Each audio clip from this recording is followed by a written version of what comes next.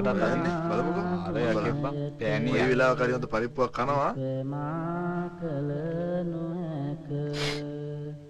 මෙසේ අනන්ත පිච්චුනා නේද නෑ මේ තිරේ ටිකක් ලොකු වැඩි අතම අතම සම දෙවියන්ට දෙවියෝ වැඩි වුණා මටම වැඩි වුණා මගේ කාත කියන්නේ නැද්ද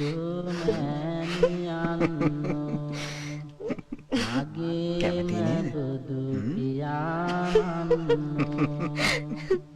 මොහන්දුරට ලහිරු මඩලක්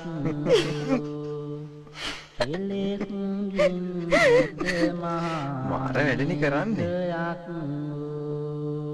ඒ කියන්නේ ඩ්‍රෙස් එක දෙන්නේ ඒක මොකද ඔයාට ඔච්චර ගණන් උස්සන්න එපා කුඹුලා එහෙනම් මේකවත් ගන්නකො අන්නවගේ යාළු වෙනවා ආපෝ උන් දෙන්නවත් මං ඉවරයි මාව අමාරුයි දාන්න නැතුව ගන්නකො බුදුරජාණන් වහන්සේට කොහමද උඹ ඉඳලා වැඩේ කරගත්තා? ඔයා ගැන කොණ්ඩේ දිගේ යාළුවා දැක්ක දවසේ ඉඳන් මෙයාට රැට නිින්ද යන්නේ නැහැ. ඔයා වගේ නෙමෙයි අපයා. එයා හරි ගණන්. අපි කවුරුත් මිනිස්සුනේ. නැද්ද? මෙයාගේ ඉතේ යාට වඩා ලස්සනයි නෑ කියලා. එයාඩෝ අර දෙන්නේ නෝ. අම්මෝ මචං අපි මාරුවෙමු. ඔය අපිට ගානට වැඩ සෙට් කරලා තියන්න. මේ දහත් පූජා කරමි මේ සියලු පූජාවෝ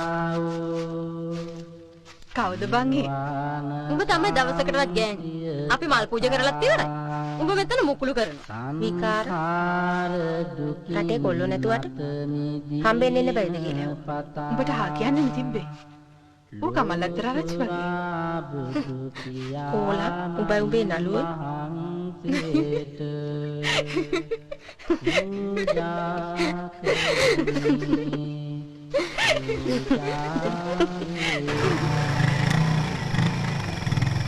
කවුද බං මේ රැජාමි?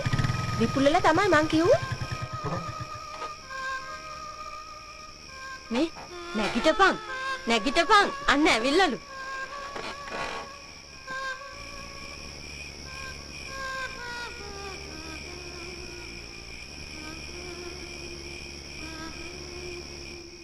කියන වෙලාවට එන්නේ නැතුව මේ රැජාමි මොනවා කරනවද මන්ද? දැන් ඇන්ටිටේ මැහුනොත් බැනුම් අහගන්න වෙනවා. හමුදාවේ වැඩ කරන මිනිස්සුන්ට උඹට ඕන වෙලාවට එන්න පුළුවන්. ඒ මදිවට උඹ කී දවසක් මේ මිනිස්සුව රස්තිය ආදු කරාද? අනේ මේ නිකන් හිටපන්. පැන්න දෙන්න නැතුව. උඹලා අතන සද්ද කරන්න ගිහලා ඇන්ටිට හැරෙයි ඈ. එක වචනයක් තියෙන්න ඕනේ ගෑණියෙක් වුණාම. මොන ඉහිකට මේ මිනිස්සුව රස්තිය ආදු කරනවද මන්ද? එයා හිතාගෙන ඉන්නේ අමාල්නි පොන්සේකා කියලානේ. බලයන්. අනේකනේ. දීකෙන්ද පරක් වුණා මංගල. ඇටි තමුණු තමයි වෙඩි. ඇටි රවුයි.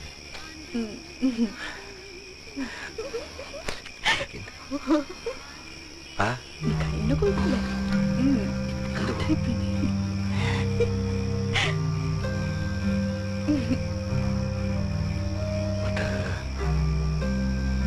වාගේ මොනවද බලන්න ඕනේ. ඉන්න.